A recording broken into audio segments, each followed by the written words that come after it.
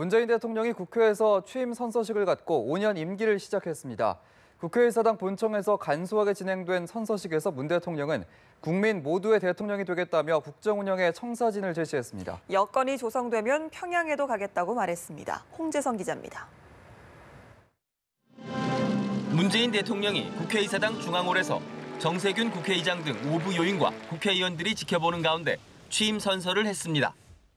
대통령으로서의 직책을 성실히 수행할 것을 국민 앞에 엄숙히 선서합니다. 이어 취임사인 국민께 드리는 말씀을 통해 국정 운영의 방향과 각오를 밝혔습니다. 오늘부터 저는 국민 모두의 대통령이 되겠습니다.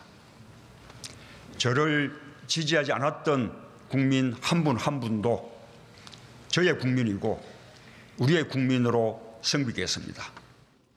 구시대의 잘못된 관행과 과감히 결별하겠다며 청와대를 나서 광화문 대통령 시대를 열겠다는 계획도 밝혔습니다.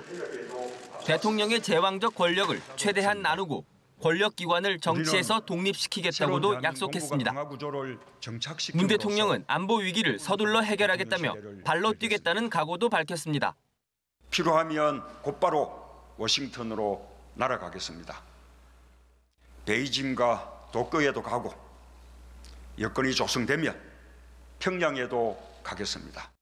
한미동맹은 더욱 강화하겠습니다.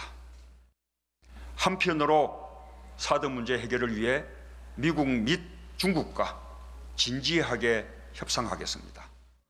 유능한 인재를 고루 등용하고 일자리를 챙기는 한편 특권과 반칙이 없는 세상을 만들겠다고 했습니다. 문 대통령은 국민들을 향해 나라를 나라답게 만드는 대역사에 함께 해달라고 호소했습니다. 문 대통령의 취임 선서식은 5부 요인, 국회의원, 국무위원, 군 주요 지휘관 등이 참석한 가운데 간소하게 진행됐습니다. 연합뉴스 TV 홍재성입니다.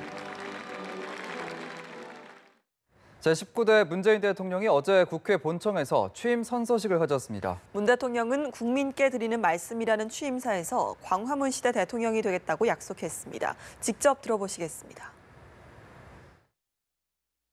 저는 오늘 대한민국 제19대 대통령으로서 새로운 대한민국을 향해 첫걸음을 내딛습니다. 오늘부터 저는 국민 모두의 대통령이 되겠습니다. 저를 지지하지 않았던 국민 한 분 한 분도 저의 국민이고 우리의 국민으로 섬기겠습니다. 준비를 마치는 대로 지금의 청와대에서 나와 광화문 대통령 시대를 열겠습니다. 대통령의 제왕적 권력을 최대한 나누겠습니다. 안보 위기도 서둘러 해결하겠습니다. 한반도의 평화 정착을 위해서라면 제가 할 수 있는 모든 일을 다하겠습니다.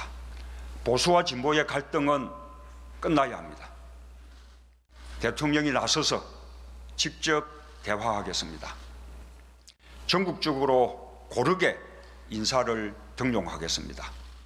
선거 과정에서 약속했듯이 무엇보다 먼저 일자리를 챙기겠습니다.